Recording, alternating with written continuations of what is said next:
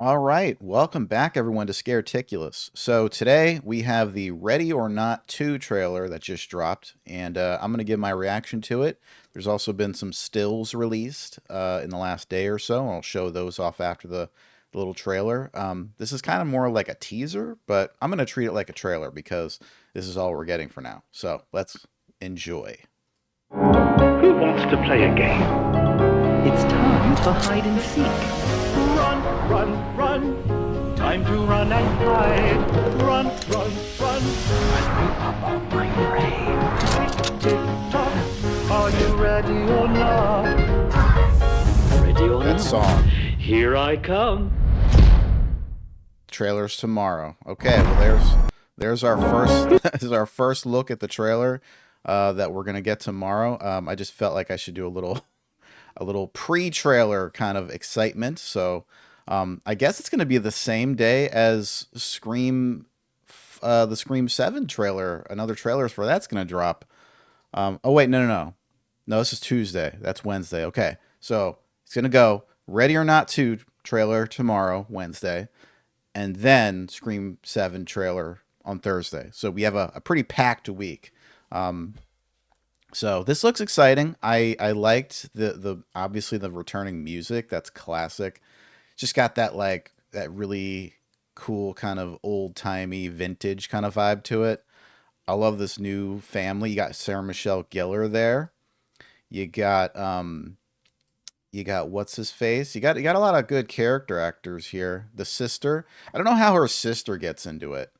Um, but this is Catherine Newton, I believe. Like she was in a few like decent like horror comedies recently, right?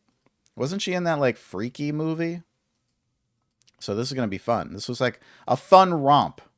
I think the first movie was trying to kind of kind of offset your expectations a bit, and they kind of led you into what kind of movie it was going to be, but it had like this kind of they were downplaying, I think, what the movie was going to end up being, and then it ended up being like this kind of dark comedy kind of thing that's kind of leans into paranormal horror stuff. So I'm curious where the sequel is going to go in terms of that stuff, because now that they opened up the door to the paranormal, like how is that going to change the stakes? How is that going to change like weaponry? Like what games are they going to play? I have to imagine I want there to be like more games in this one. Like not just one game where they just chase each other around. Like I want them to like really make it creative. Like almost like a Squid Game type of situation where there's like multiple games that they play.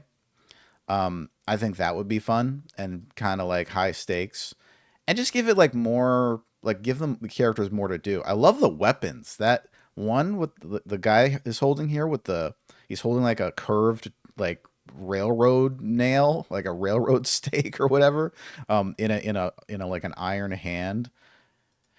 And then that gun that Sarah Michelle Gellar's holding, it looks really cool. I love this look, man. The style of this movie is so awesome. I forgot what was the people that did Scream 5 and 6. They're coming back to do this one, right? Y'all got to help me out here because I can't remember what they were called. I think it was like some phrase. I'm so bad with names, but yeah. So I guess they're coming back to direct this one. You got Elijah Wood, which he was great in The Monkey. If you guys haven't seen the Monkey movie, I recommend watching that as like another dark comedy. It seems like Elijah Wood he's taking on a lot of like darkly comedic roles, and I like that. It's a good avenue for him. It's like this kind of leaning into horror, like the macabre for sure. I don't know if I would call this horror, but definitely like a macabre dark comedy kind of thing. And then this guy, I recognize him from Bates Motel. I can't remember what his name is though. Anyway, let's get to like some of the pictures and stuff. So these were just released. Obviously, they're going to be, going on the run. They're going to be getting chased and stuff. This is People magazine. Samara Weaving and Catherine Newton in Unhinged sequel. I really hope they go off the wall with this sequel because this is going to be like really fun. I hope that they kind of lean into that. I liked some of the tense elements of the first one.